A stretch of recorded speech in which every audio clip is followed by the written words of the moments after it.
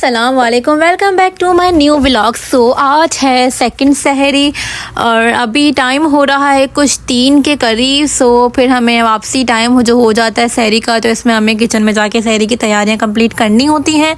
सो चलते हैं सहरी की तैयारी कंप्लीट करने के लिए। सो मैंने ले 1 कप में मैंने अपने लिए ले लिया है दूध, और इस दूध को मुझे करना है गरम। तो मैं इसको जल्दी से ढककर ओवन में ऐड कर दूंगी और इसके बाद इसको मैं गरम कर लूँगी। और मैंने फ्रिज से जाकर अपने लिए कुछ खजूर निकालनी है। सो आज मैंने सोचा है कि मैं गरम दूध और खजूर से ही अपनी सहरी बंद करूँ, वैसे ये तो सुन्नत है। सो फिर मैंने फ़ौरन इस दूध और खजूर से अपनी सहरी कंप्लीट कर ली। और आप लोगों को तो पता है खजूर के और दूध के कितने बेनिफिट्स होते हैं। सो बस मैंने कुरान लिया, उनके मैंने 2 पेज पढ़े। और आपको बताती चलूँ कि ज़रूरी नहीं है कि रमज़ान में हम 3 से 4 कुरान ख़त्म करें। आप एक ही ख़त्म करें, आराम से ख़त्म करें जो आपके 4 कुरान के बराबर हो, और अल्लाह को वही पसंद है। सो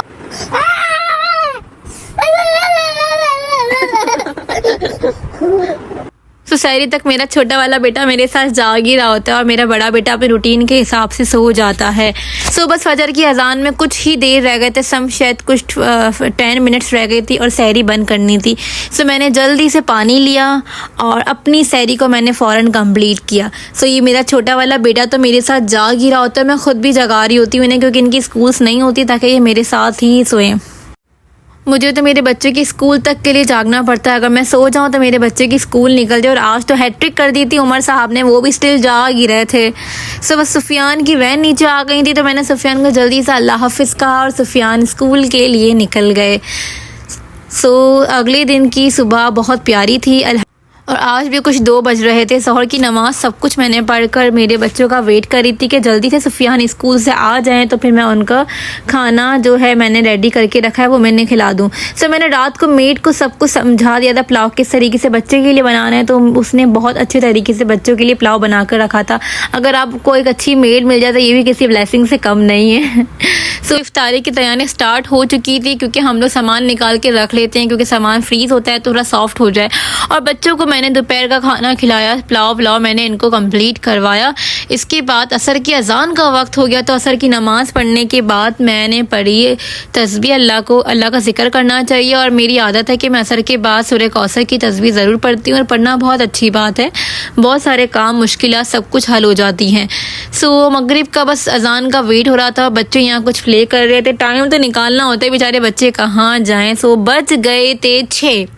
सो अब हमें एंटर होना था किचन में इफ्तारी की तैयारियों के लिए, क्योंकि माशाल्लाह बहुत चीज़ें होती हैं तो आधा पौना घंटा पहले ही किचन में घुसना होता है। सो एक तरफ पुलाव बन रहा था तो दूसरी तरफ पकोड़े फ्राई किए जा रहे थे, और अभी भी स्टिल काफ़ी सामान था जो फ्राई करने का रिमेनिंग था और काफ़ी चीज़ें हो गई थी। सो फिर एक जगह कढ़ाई लगा के रेशा कबाब भी स्टार्ट हो गई थी। सो अल्हम्दुलिल्लाह बहुत अच्छे तरीके से सब चीज़ें फ्राई हो रही थी। बरकत ही बरकत, नेमत ही नेमत थी किचन के अंदर। सो स्पेशली बच्चों को मैंने रूम में लगा के दिया, क्योंकि बच्चे रोज़ा नहीं खोलने देते, वो सिर्फ टैंक और रूह-अफ़ज़ा की ज़िद करते हैं, और मेरे बच्चों को टॉन्सिल्स हैं तो इनके लिए बहुत प्रॉब्लम हो जाती है। सो अजान में कुछ 5 मिनट रिमेनिंग रह गए थे, तो मैंने कहा मुझे भी रोज़ा खोल लेना चाहिए। तो बस मैंने जल्दी से अपनी प्लेट, अपना बाउल ऑफ फ्रूट्स, और इसके बाद मैंने ये टैंक वैंक सब कुछ लेके अपना रोज़ा इफ्तार किया अल्हम्दुलिल्लाह, अल्लाह के नाम से, अल्लाह की बरकतों से, नेमतों से। और फिर मैंने नमाज मगरिब अदा करी और मैंने अपना सिपारा नंबर 4 इंशाअल्लाह अल्लाह के हुक्म से मैंने कंप्लीट किया अल्हम्दुलिल्लाह। सो आज की मेरी व्लॉग यहाँ एंड होती है। सेकंड सहरी, सेकंड इफ्तारी अल्लाह के हुक्म से एंड होती है। सो इंशाअल्लाह कल की सहरी भी हम आपके साथ इस व्लॉग में ज़रूर करेंगे, आपको सब कुछ शेयर करेंगे। हमारे साथ रहिएगा और आप हमें बताइएगा कैसे लगी आपको हमारे साथ सेकंड सहरी टू इफ्तार। अल्लाह हाफिज़ माय यूट्यूब फैमिली, अपना ख्याल रखिएगा। रमज़ान मुबारक।